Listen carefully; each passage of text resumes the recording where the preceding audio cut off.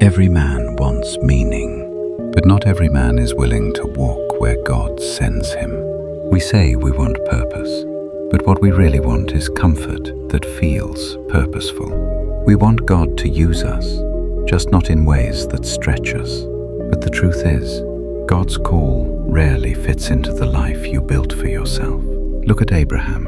God told him, "Leave your country, your family, and your father's house, and go to the land I will show you." No map, no plan, just go. That's what calling feels like.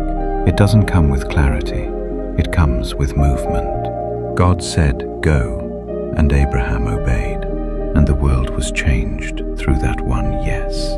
Look at Moses. He ran from Egypt, but God sent him right back to the place of his greatest failure, to face Pharaoh, the most powerful man alive. God doesn't call men to comfort.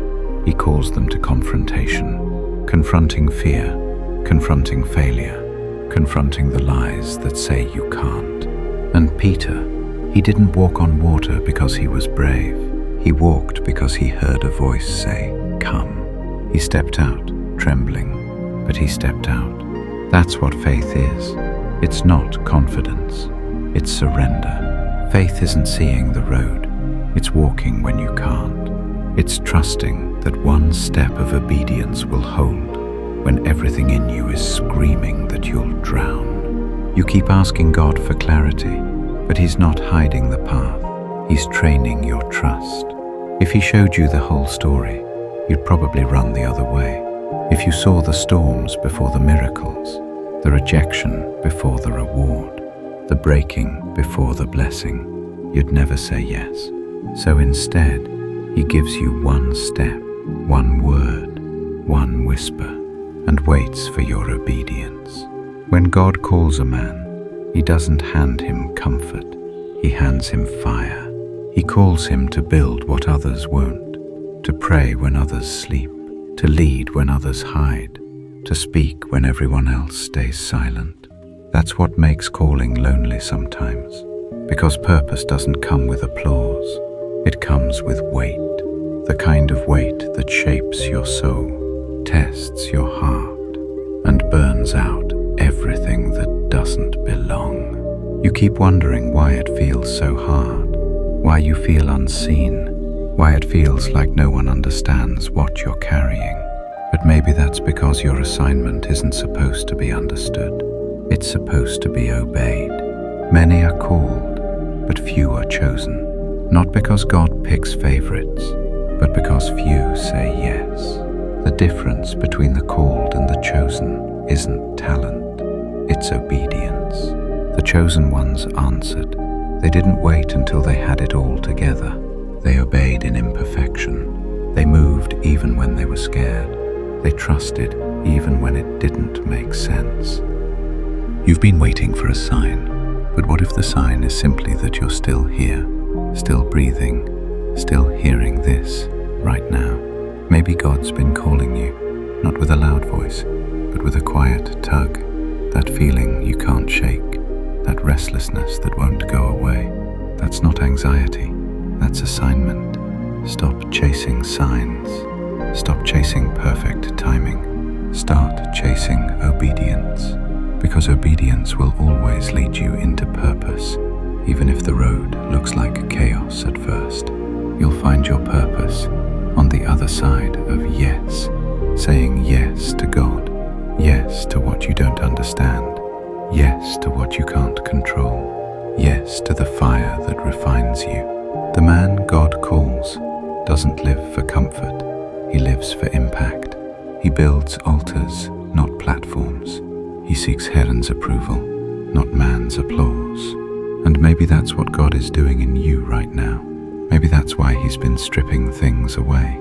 You thought He was punishing you, but He's preparing you. He's teaching you to walk with empty hands, so He can fill them with His power. He's breaking your dependence on outcomes, so you can depend on Him. You've been asking, God, when will I see it? But He's asking, when will you trust me? Because the moment you say yes, fully, honestly, completely, you step into what you were born for. This is the tension every man faces, comfort or calling, and you can't have both. You can stay where it's safe, or step into the unknown, where God's voice leads. But the truth is, the safest place you can ever be is inside His will, even when it looks like fire. When Daniel said yes, he ended up in a lion's den, but the lions bowed to the God he served. Saying yes will cost you something, but saying no will cost you everything. Maybe God's been calling you for a while now, to step out, to surrender, to forgive, to lead, to trust. And you've been waiting for perfect timing, perfect conditions, perfect confidence. But there's no such thing. There's only faith. God never called perfect men. He called willing ones, and He turned their weakness into strength, their fear into faith, their obedience into history. So don't wait for peace before you move. Peace doesn't come before obedience. It comes after it. You don't need to know the whole story. You just need to trust the author, the same God who called Abraham, Moses, Peter. He's calling you right here, right now, not because you're qualified, but because He loves showing His strength through broken men who simply say yes. So answer the call, even if your voice shakes, even if your legs tremble, even if you don't see the outcome.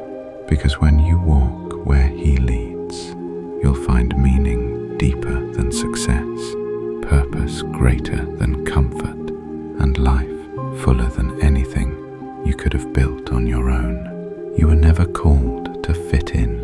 You were called to follow.